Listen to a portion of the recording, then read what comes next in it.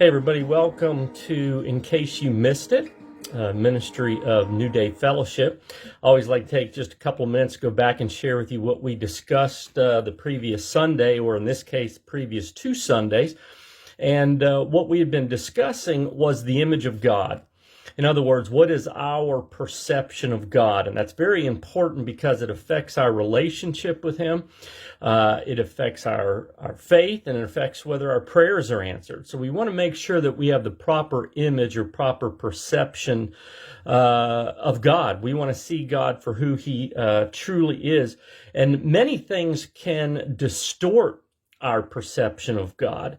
And so we need to be careful of that. I mean, perhaps a misguided church can affect your perception of God, maybe a bad father figure, a traumatic life experience, perhaps social media, peer pressure, all kinds of things can affect our perception of God and give us a distorted image. So if we have a distorted image, how do we go about healing that image so that we can see and relate to God for who He truly is? Well, the first thing that we need to do is to renew our mind.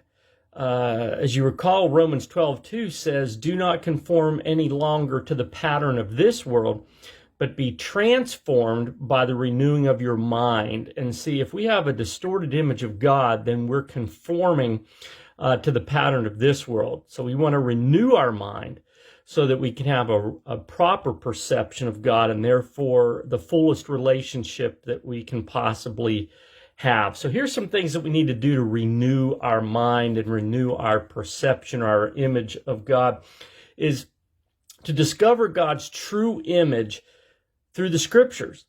That's our primary way of knowing who God is. So you need to get into the scriptures and discover the image of God, how He cares for you, how He loves you, His holiness, His justice, His sacrificial nature, His faithfulness. You need to get in and get familiar with the scriptures, not just Google the image of God or the perception of God, which is okay, that's good. But you need to get familiar with the full testimony of Scripture if you truly want to know who God is. The second thing you need to do is identify where your distorted image of God came from. As I said, a lot of things can influence our perception of God. Some can influence it in the right way, but many things can distort our image. And until we identify what has distorted that image, we're going to have a hard time renewing our mind from that distorted image. And then third, we need to ask God to heal us of an improper image of who He is, to heal us from those experiences that may have distorted our perception of who God is and how He feels about us and how He relates to us.